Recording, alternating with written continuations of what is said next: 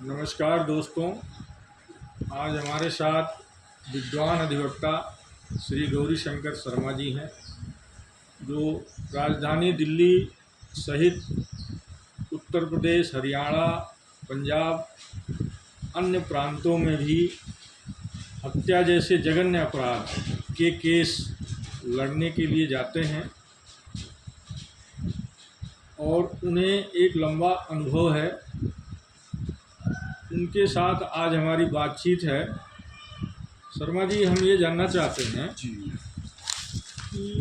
आज देश में इतना हत्या हो रही है, चारों ओर भय है, क्या कारण है इतनी हत्याएं होती हैं और इसकी शुरुआत कहाँ से हुई? सबसे पहले मैं अपना नाम बता दूं। मेरा नाम गौरी शंकर शर्मा है और मेरी वकालत 1986 से सीधे सुप्रीम कोर्ट से हुई है। जी। और सुप्रीम कोर्ट में मैं जूनियरशिप करीब 92-93 तक था। फिर धीरे धीरे मुझे cases district court, Delhi high court, Chandigarh high court और अन्य डिस्ट्रिक्ट में मिलते रहे। और मेरा जो संजोग बस या ईश्वर की कृपया कहिए या जैसा भी है, मेरा मर्डर केस में ज़्यादा अनुभव रहा।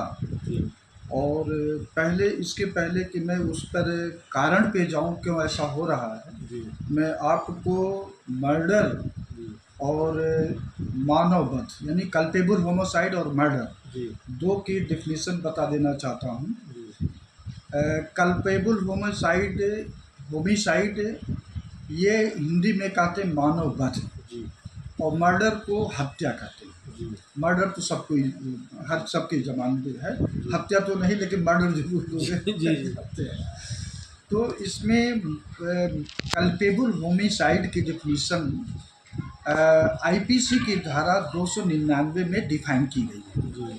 और उसमें ये है कि ये person commits culpable homicide if the act by which death is caused.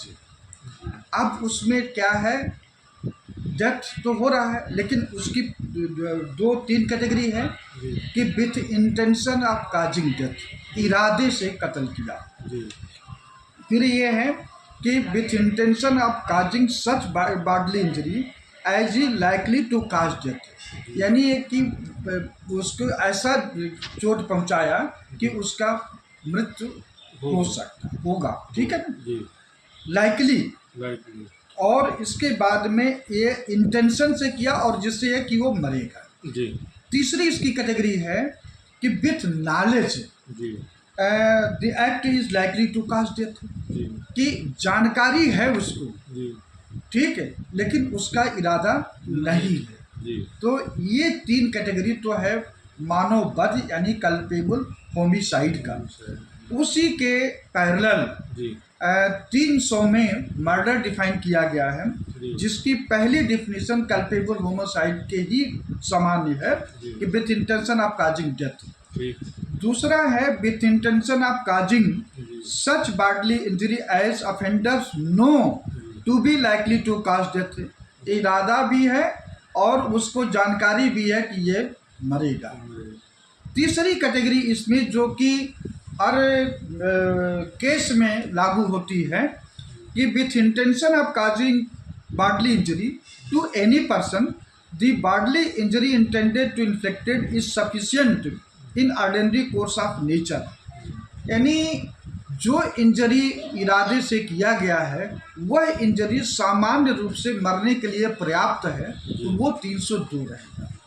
और चौथी डिफिनीशन इमिनेंट डेंजरस के रूप में है, ऐसा एक्ट किया कि जो ये संभावना है कि वो मरेगा, तो उसमें वो है।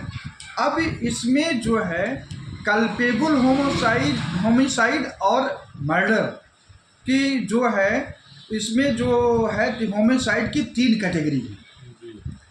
एक तो फर्स्ट डिग्री, एक सेकेंड डिग्री और एक थर्ड डिग्री। अगर इसमें with intention of causing death है तो ये फर्स्ट डिग्री होगा कल्पेबल होमिसाइड की, जिसमें सजा 304 पार्ट फर्स्ट में 10 साल या उम्र कैद है।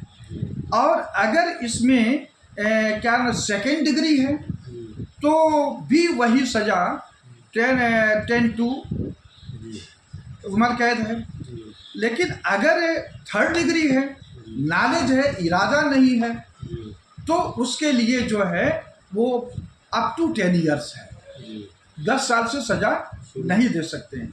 लेकिन अगर आपका इरादा है, जानबूझ के आपने किया है, ऑर्डिनरी कोर्स ऑफ नेचर में वो इंजरी मरने के लिए पर्याप्त है, तो 302 लगेगा। कभी कभी ऐसा होता है कि इरादे से किया, लेकिन जो नेचर ऑफ इंजरी उसकी है वो रहता है कि सफिशिएंट टू काज डेथ, जी लेकिन वो इरादा उसका नहीं था कि ऐसा करें।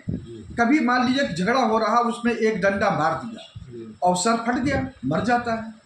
लेकिन इसमें बहुत सारी जजमेंट ऐसे आए हैं कि सिंगल इंजरी पर कि वो इरादा आप नहीं इन्फ्लुएंस कर सकते हैं, क्योंकि अगर उसका इरादा होता तो और चोट मारता और उसको करता। तो इससे इरादा ना होने के कारण 304 पार्ट फर्स्ट में कन्वर्ट करके सजा जो भी हो, जज आपकी डिस्क्रिप्शन हो वो देते हैं। अब रही बात 302 का, और ये जो है कि क्यों केस बढ़ रहे हैं, तो इस पर मैं आप इसके पहले थोड़ा मैं और कर देना चाहता हूँ कि 302 में सजा का प्रावधान हम चलते हैं 354 CRPC में। 354 CRPC में ये है कि जो आप सजा देंगे उसका रीजन लिखेंगे, चाहे 10 साल या उम्र कैद जो भी है। लेकिन जब आप किसी को डेथ पेनल्टी देते हैं, फांसी की सजा देते हैं, कैपिटल पनिशमेंट देते हैं, तो उसमें आपको स्पेशल रीजन लिखना पड़ेगा। ये 354 पार्ट 3 CRPC में प्रोविजन है। और 354 पार्ट 5 में CRPC में ये प्रावधान है, पहले जो अंग्रेजों के टाइम था कि हैंग टू डेथ होता था, नहीं हैंग कर देते थे। तो उस हैंग में उसमें कई ऐसे केस आए जो कि एडवोकेट बचा लिए कि आपका ऑर्डर था हैंग करने का, हैंग कर दिए, अब आप उसको नहीं कर सकते हैं। तो तब से ये डिफिनीशन चेंज हो गई कि हैंग बाय नेक टिल डेथ उसका रहेगा। आप गले में उसको फांसी देंगे, लेकिन तब तक जब वो मर न जाए। ये 354 पार्ट 5 में CRPC में प्रावधान है। फिर आपका अगर कोई सेशन जज ASJ जो भी है फांसी की सज़ा दे दिया, तो वो उसकी सज़ा पर्याप्त नहीं है, उस पर अमल नहीं होगा, उसको फिर हाई कोर्ट में कन्फर्मेशन के लिए 366 में भेजना पड़ेगा। और 366 के में बाद में फिर वो 367 आता है। 367 में जज देखेंगे कि भाई कोई लेकुना रह गया जो मैंडेटरी है, तो अगर मैंडेटरी लेकुना रह गया है तो वो केस रिमांड कर देंगे या एडिशनल एविडेंस के लिए, या फिर अपनी वो कर सकते हैं।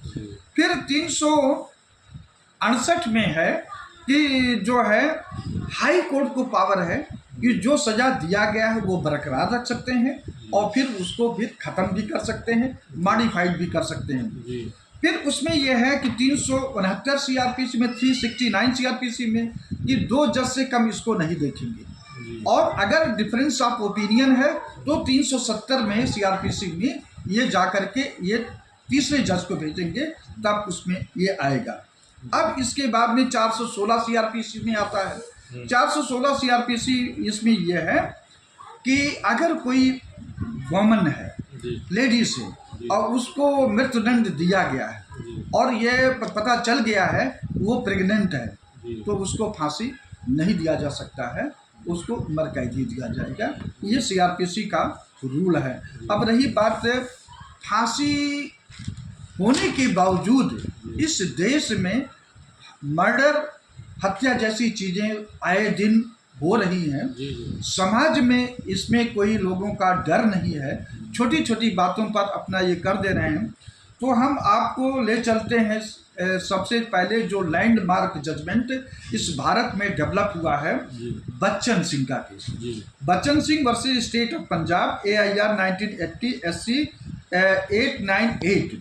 इस केस में इस डेथ पेनाल्टी को चुनौती दिया गया था कि डेथ पेनाल्टी अनकॉन्स्टिट्यूशनल है, फांसी की सजा अवैध है। तो सुप्रीम कोर्ट के कॉन्स्टिट्यूशन बेंच ने माना कि नहीं, ये जो है डेथ पेनाल्टी कॉन्स्टिट्यूशन में है, अनकॉन्स्टिट्यूशनल नहीं है। और उसी समय से ये सिद्धांत डेवलप हुआ rarest of the rare case, कि जो फांसी दी जाएगी सामान्य रूप से नहीं दी जाएगी, rarest of the rare cases में दिया जाएगा। फिर उसके 3 साल बाद में एक फैसला फिर आया मच्छी सिंह का केस, और मच्छी सिंह का साइटेशन यह है, ये Machhi Singh versus state of Punjab 1983 CRLJ 1457।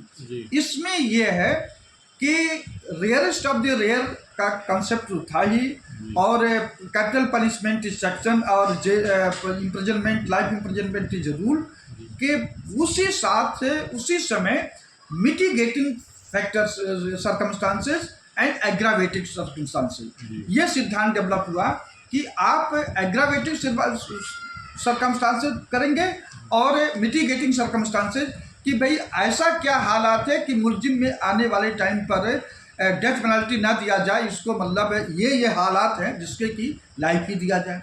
और एग्रावेटिंग में ये है कि ये हालात इसने में यह केस हुआ है, इसलिए इसको लाइफ की ज़रूरत नहीं है, इसको डेथ पेनल्टी की ज़रूरत है, समाज में रहना इसका ठीक खतरनाक होगा, इसलिए वो सर्कमस्टांसेस 11-12 इसमें है, 11-12 उसमें इसके डेवलप किए गए हैं।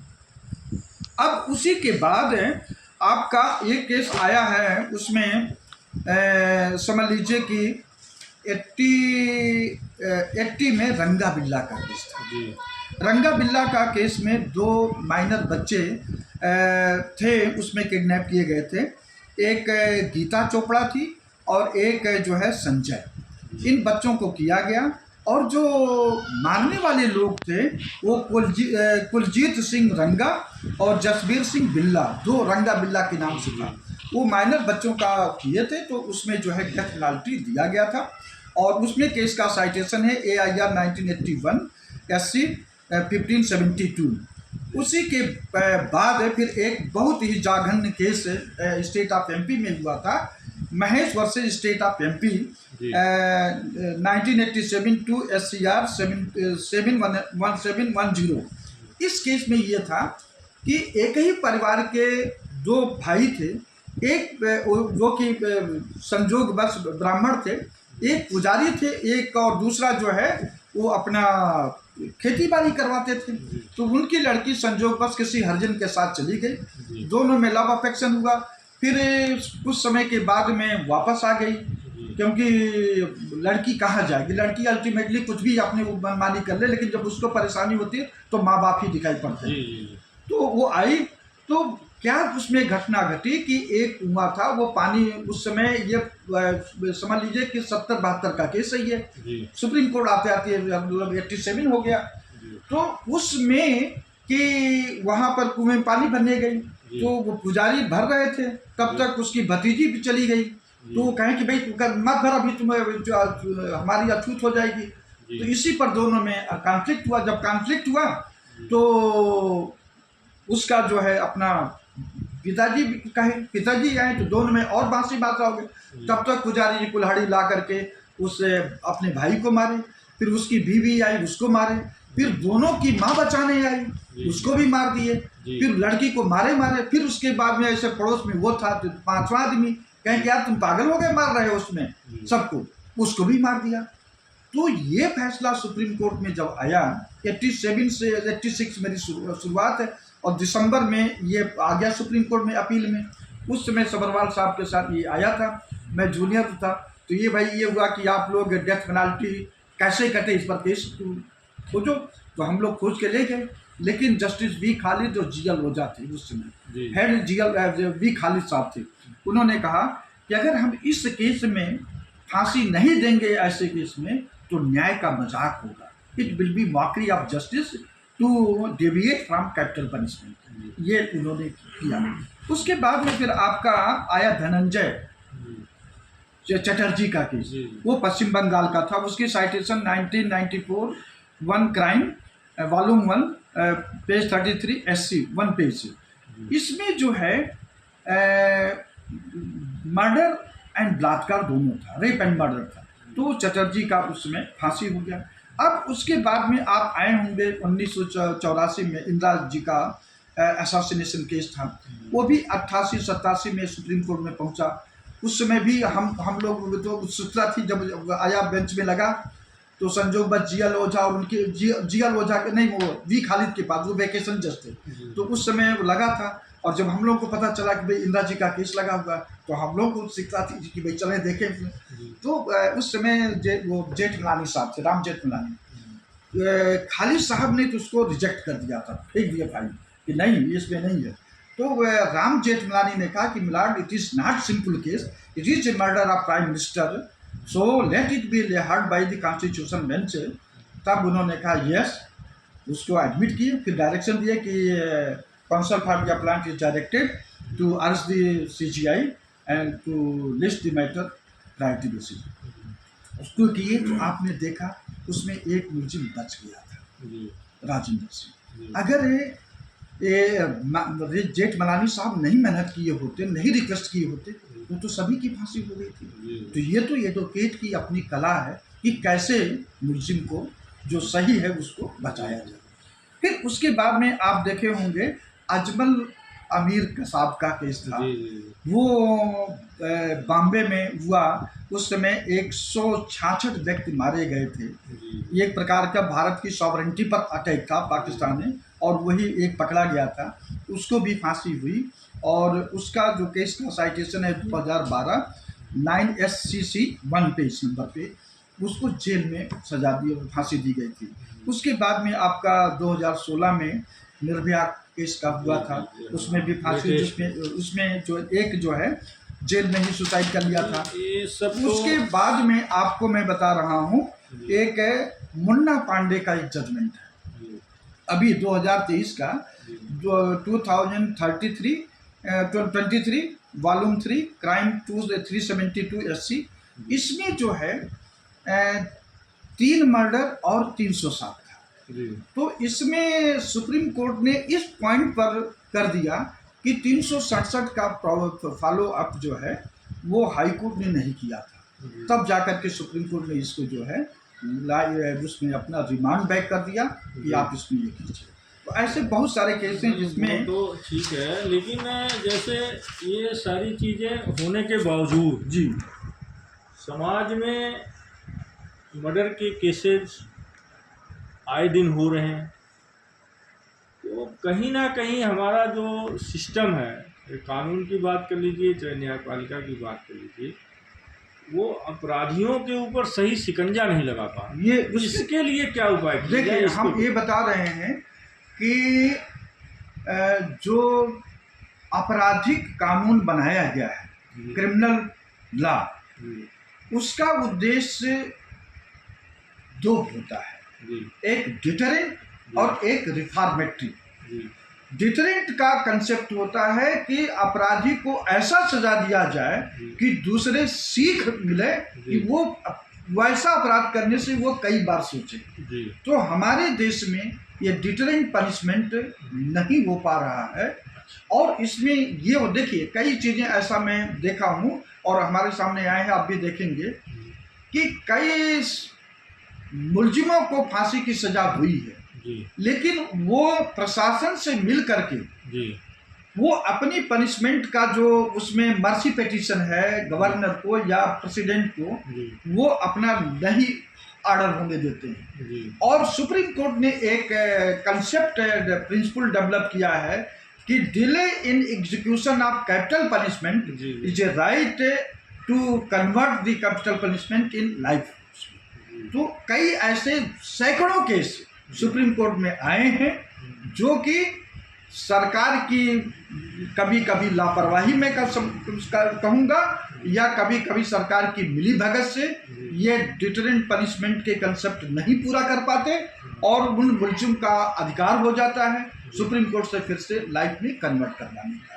एक तो ये फैक्टर है। दूसरा ये है कि जो पहले जो डेथ रेट था मर्डर का थाने में करने का, तो उसमें जी बहुत सारे जो लोग थे, जी एक नैतिकता थी, जी नैतिकता अब खत्म हो चुकी है। जी मॉरल जो करेक्टर है लोगों में खत्म हो चुका है। जी भाई भाई का खून का प्यासा हो चुका है। जी बेटा बाप का, बाप बेटे का, और भी ऐसे जो है पड़ोस का, ऐसे एकदम हो चुका है। ऐसा इसलिए हुआ कि जो हमारे देश को चलाने वाले लोग, जो सत्ता पक्ष, चाहे किसी भी पार्टी, हम एक पार्टी को ब्लेम नहीं कर रहे हैं, वो कई दशक से ऐसा आ रहा है, जो कि अपराधी अगर कोई पकड़ा गया तो फोन आ जाता है कि ये मेरा अंदर छोड़ दो। ये आप प्रैक्टिकल देख भी रहे होंगे। जी जी और यही कारण है, चाहे पूर्वांचल यूपी हो, चाहे साउथ का हो, या इधर हो, या किस देश के किसी भी कोने हैं, अपराधी डेवलप हुए हैं। आप दाऊद को क्या समझ रहे हैं? दाऊद को कोई संरक्षण नहीं दिया ना होता तो इतना बड़ा अपराधी कैसे बनता और देश से कैसे भागता।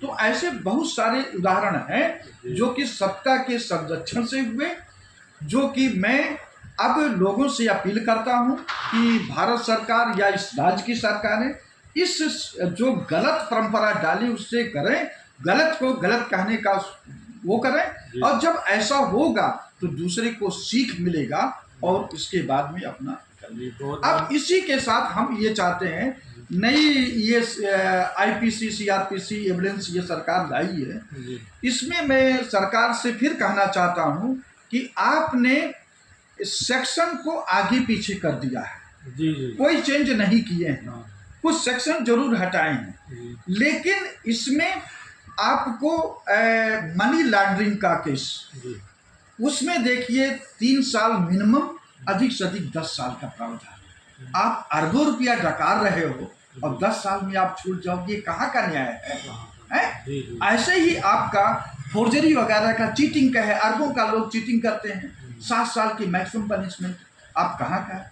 फिर आप जो देख रहे हो कि डेथ रेट इतना बढ़ रहा है, कई सारे फैसले ये सुप्रीम कोर्ट में आते हैं जिसमें डेथ पेनाल्टी होना चाहिए, कोडिफाइड ना होने के कारण वो लाइफ में कन्वर्ट हो जाते हैं। वो 20 साल और सब, जैसे मान में 35 साल में मर्डर किया और फैसला आते आते उसको अपना 55 लग गया, या और 40-45 लग गया, 15 साल लग गया, कह रहे हो कि 20 साल रहेगा, तो 20 साल का मतलब 30 में मर्डर किया, 20 साल रह लिया, 50 में तो बाहर आ जाएगा, 50-55 में। ये फैसला गलत है।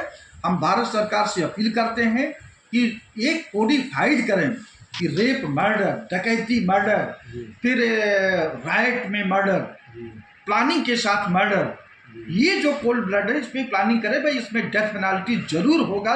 जजों के डिस्कशन की बात न रहे तो समझ लीजिए कि आने वाले टाइम पर इस पर कंट्रोल किया जा सकता है। बहुत बहुत धन्यवाद शर्मा जी।